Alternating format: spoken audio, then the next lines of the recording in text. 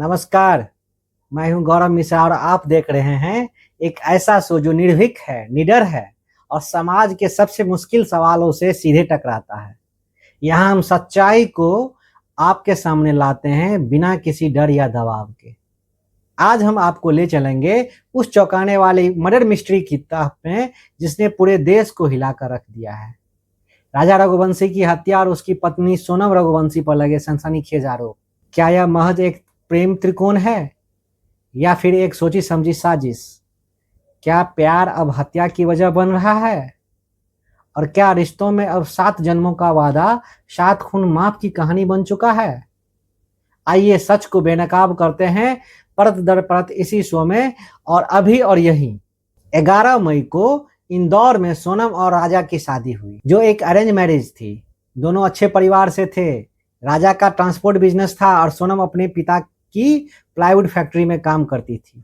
उसी फैक्ट्री में राज कुशवाहा नाम का एक युवक काम करता था, जिससे सोनम के प्रेम संबंध थे। पुलिस का दावा है कि सोनम ने शादी से पहले ही राजा की हत्या की साजिश रची।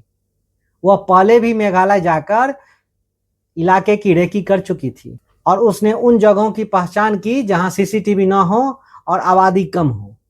शादी के बाद 20 मई को सोनम राजा को मेघालय हनीमून पर ले गई, जबकि राजा हनीमून को टालना चाहता था। सोनम ने सब कुछ पहले से प्लान कर रखा था। फ्लैट और होटल की बुकिंग तक खुद की थी। 22 मई को उन्होंने स्कूटी किराए पे ली और 24 मई को सोनम और राजा के लापता होने की खबर आई। शुरुआती अंदेशा लूट और अपहरण का था। इस वजह से मध्य प्रदेश के मुख्यमंत्री और केंद्रीय मंत्री ने गृह मंत्री से हस्तक्षेप की अपील की, जिससे मेघालय की छवि भी प्रभावित हुई। 2 जून को एक खाई के पास राजा की लाश मिली। सोनम गायब थी। उसके पास से राजा की सोने की ज्वेलरी और वॉलेट गायब थे।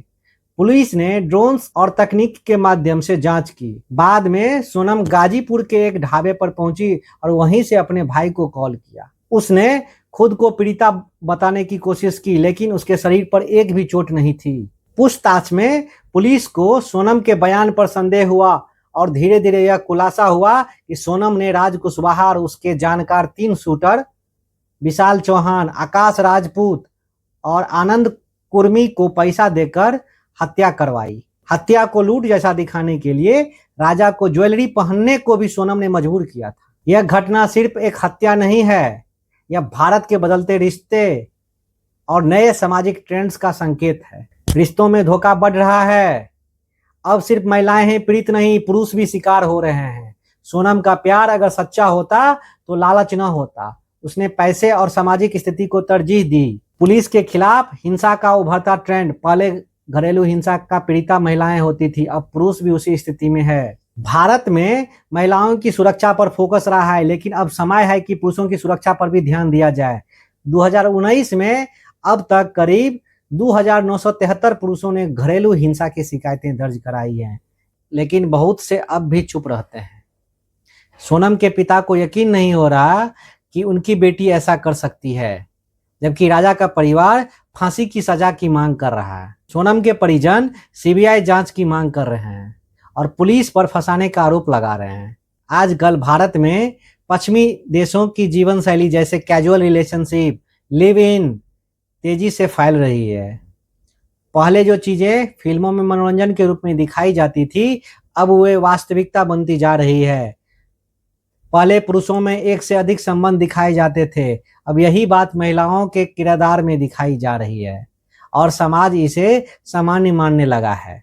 यह केस केवल एक मर्डर केस नहीं है, यह भारत के बदलते सामाजिक ढांचे, रिश्तों की विश्वसनीयता और सामाजिक मीडिया के प्रभाव पर गंभीर प्रश्न खड़ा करता है। भटका हुआ प्यार और दिखावटी रिश्तों का चलन अब हत्याओं तक पहुंच चुका है।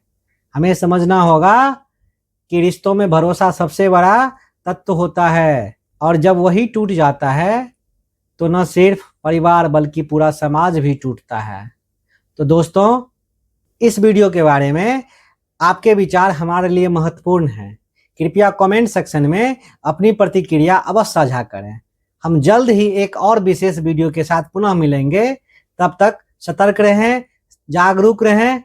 धन्यवाद।